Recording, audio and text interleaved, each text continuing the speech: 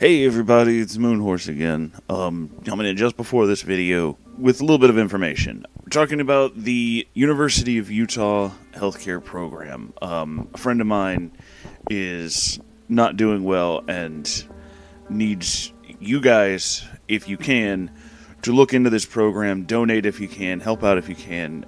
They're looking for, donations, people who can do live kidney transplants, the whole thing. This is a very good cause, and it's very, very important. So if you guys have anything you can do to help, or any way that you can help at all, please do. It would mean a lot to me. It would mean a lot to everybody. It's not just me. It's about everybody. Everybody's in this together, so we should all put together to actually do something. Like, if you're interested, or you have any way that you can possibly get in touch with this, or if you're in the area and you can do something to help out, you can contact them at uofulivingdonor.org. Or you can contact them at the phone number 801-587-8816. If you're interested in helping my friend specifically, when you get through to somebody or you're talking to somebody, ask for Corinne C. Powell. That's who needs the help right now. It's this person who asked me to kind of help out, not just for her, but for everybody. So if you want to help out, you want to contribute to a good cause, you want to do something good, really help these people out. They could use it. Alright, so now on with the show.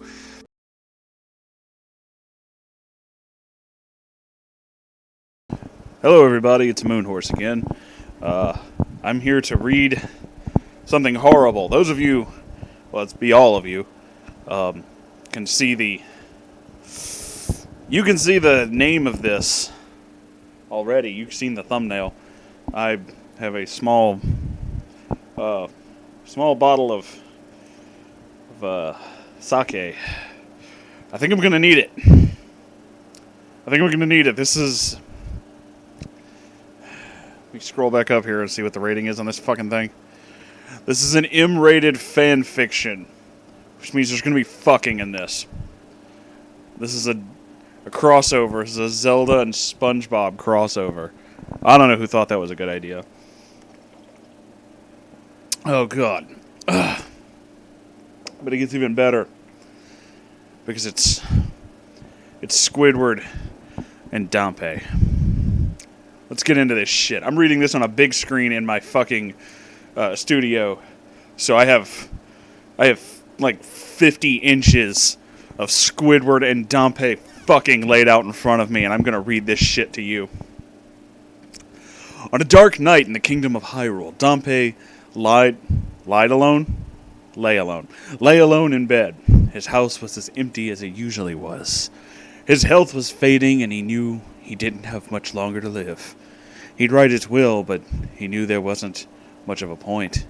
He knew no one loved him, and even if someone did, he didn't have anything to give other than that little hut in Kariko graveyard. Everything he ever had was stolen from him. His greatest treasures, his zest for life, and most of all, his heart. Dompe winced as the memories wrapped around his head like tentacles. He reached over to a piece of paper. He wrote a little what he could. He gave his hut to Anyu. She was a nice girl, and she made him the best chicken wings in Hyrule, at least in Dompe's opinion. Tears rushed down his face as it was time to finally sign his name. Oh, how cruel fate was not to let him write the name he wanted more than all in the bottled pose in Hyrule. Dompe Tentacles. I don't have a voice for him. Oh, my Squidward! I'm gonna give him like a dramatic old man voice. He sighed before coughing up phlegm. His heart ached terribly at the thought. Oh, how he wanted him to... Try again. Oh, how he wanted him there to hold his hand during his final moments. To die in his tentacles would make all those lonely years worthwhile. The old man closed his eyes one last time. He began to think about that magical summer. I need more alcohol. It all began when Dompe found the Triforce. It was a lot easier to do back in the day, before the goddesses up and security on that kind of thing. He was a lonely boy.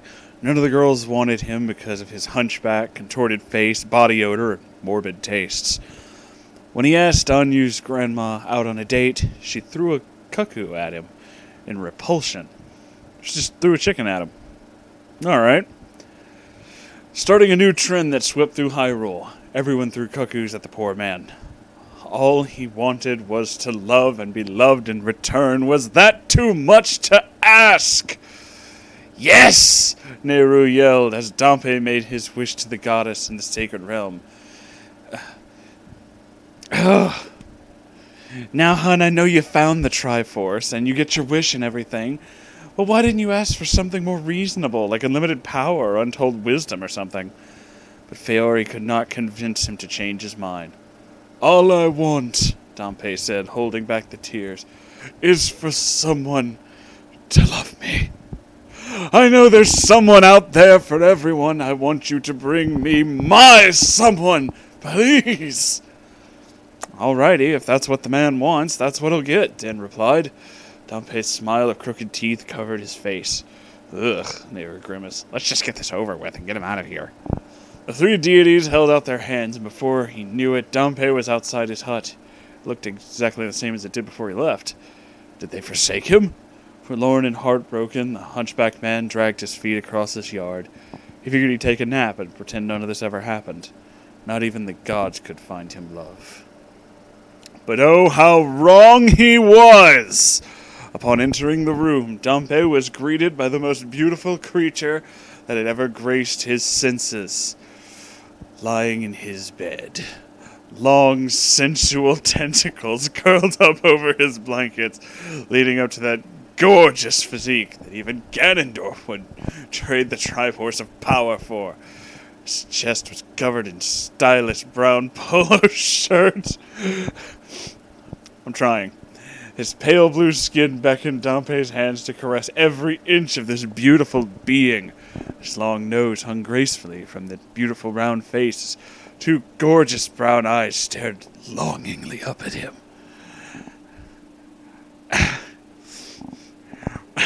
Trying to see if I can do my best Squidward impression. Well, hello, beautiful. His deep, velvety voice called out to him. Hi, Dampé replied, sweat dripping from his brow. He couldn't believe it. All of his wishes were about to come true. What's your name? Tentacles. Squidward Tentacles, the creature answered. That's a beautiful name. I'm Dampé. Enough with the foreplay. Squidward cut him off, extending one of his tentacles over Dante's lips. Let's make love. Okay. Without hesitation, Dampé ripped off his brown jumpsuit and pounced on Squidward. Spelled it Squidward. Ripping off his shirt with his teeth. He slowly rubbed his hands over the squid's perfect pecs, while he gently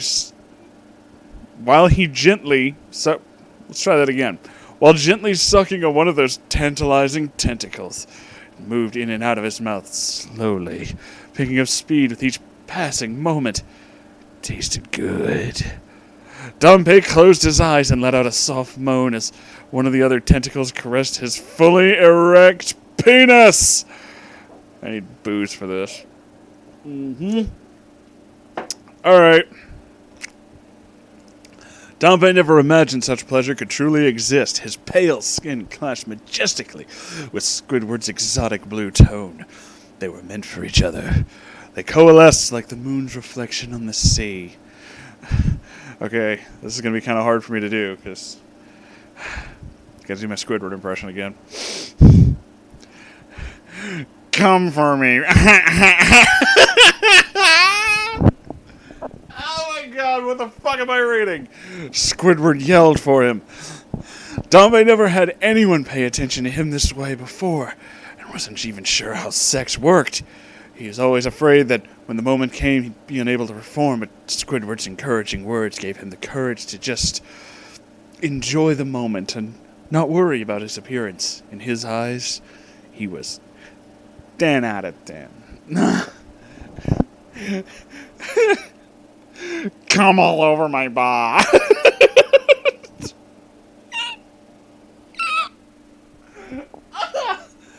Okay. Squidward's face was now right next to his ear. His warm breath and sexy voice turned Dompe on so much. His tentacle moved faster and faster up the shaft, grazing over the head ever so slightly. Their perpetually wet surface provided the perfect lubrication, and within a few minutes, they were just a little bit wetter. That was amazing, Dompe gasped as he moved next to his lover in the bed, put his hand on the moist blue tummy. It was all right, I guess. Squidward shook his head. I've had better. Oh. Right then and there, Dompe's heart fell from the peak of Death Mountain to the depths of Lake Hylia. Oh, don't be that way. Squidward tickled Dompe with his tentacles, making him squeak like one of those Deku Kingdom's famous monkeys. What? Stop that! Oh, stop it! Dompe let out an enormous moan when Squidward snuck a tentacle down his asshole. It felt good. He came immediately. This gives me an idea, Dompe said after catching his breath. He jumped out of his bed and rummaged through his desk. He pulled out a long black object. What is that? Squidward's eyes widened. You don't know? Dompe asked, jumping back into bed with his lover. Look, pal, I've been in the sex industry for a long time and I've never seen one of those. Well, it's an instrument. You can play music with it. Listen, Dompe played a beautiful melody that danced around Squidward's lack of ears. It actually says that. Hold on, I'm distracted here.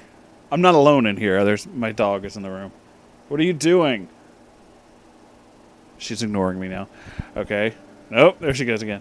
She's climbing under what appears to be a pile of blankets that I really need to get out of here, but has completely disappeared. Chi-Chi, are you in there? Okay, I guess she's okay. That was beautiful. Squidward drooled at the sound of the music. What's the name of that song? It's called The Nocturne of Shadow. Play another! Now! Squidward ordered. I need more of that orgasmic sound. This is getting really weird. So Dompe played song after song. Saria's song, Epona's song, Song of Time, Song of Storms. All delighted the squid as he masturbated furiously. Rubbing his tentacles all around his crotch. Dompe didn't think he saw any genitalia there, but maybe he wasn't looking hard enough. Oh, God, Squidward gasped. I haven't come that hard in years. I knew I could charm you with my music, my love. Dompe cutely said as he snuggled against Squidward's face. Indeed, you did. Squidward said suspiciously. Let's get some sleep. We'll have a lot of fun to look forward to tomorrow. All right. Dompe smiled and Squidward gently moved his tentacles across Dompe's pot belly. I never thought I'd fall in love, but the gods brought me you. I'll never let you go. That's nice. Squidward. It actually says that. That's nice. I'm glad you think so, Dompe replied. His voice was hushed as Squidward's soft touch lulled him into a deep slumber. The next morning, Dompe woke up and realized he was alone in a damp bed. Squidward, where are you? Everything came into focus. He saw there was no sign of the sexy squid. In his wake, there was a mess. All of his drawers were empty, papers scattered all over the floor. No! Dompe put his hands on his head, not believing what he saw. No! No! We're gonna get dramatic. No! Never in his life had Dompe yelled so much in his life. He was gone, and he'd stolen everything Dompe ever owned, his heart included. Dompe's eyes remained closed as the tragic end of the story played in his head. A single tear fell down his cheek. Never again would his life be as full of joy, but at least he was able to spend his final moments reflecting back on what truly made his life worth living. Epilogue. And so Dompe never left that small hut his parents left him all those years ago. Without Squidward, Dompe no longer had a heart. And how can one live without a heart? From that day forward, Dompe only sought companionship with the dead, as he felt like a ghost amongst the living. Maybe, just maybe, in death, Dompe would be able to be reunited with his love in death. It actually says that. And if not, he would seek vengeance on anyone trying to get a hook shot with an onslaught of fireballs and I know how to say this word, but I'm really drunk and it's hard to say. Kakuro? I can't... Fuck it. Whatever. It doesn't matter. Meanwhile, Squidward made off with all of Dampé's possessions. After many years, he too found the Triforce and made his way home. Tragically, in the process of bringing Squidward to his home, a great flood was unleashed on Hyrule, killing millions. All but one of Dampé's possessions were destroyed during the trip. The little black clarinet was now only a souvenir. The only souvenir Squidward had of Hyrule. And every day he tried to play and be as good as Dampé, but no avail. Eventually, he gave up on his life as a porn star because nothing but the soothing sound of this beautiful instrument could make him come so hard. Trying to build a new life, he moved to a small city. Bikini Bottom. The end. That was magical. I hope you guys enjoyed that shit because I think it fucked me up. I think I have some kind of disease now. Pretty sure I do. Are you still in those blankets?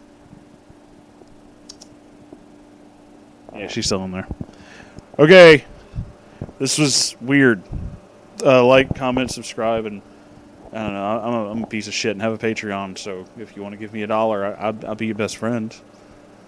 I'll give you I don't know. I'll tell you you're cool. Okay, bye.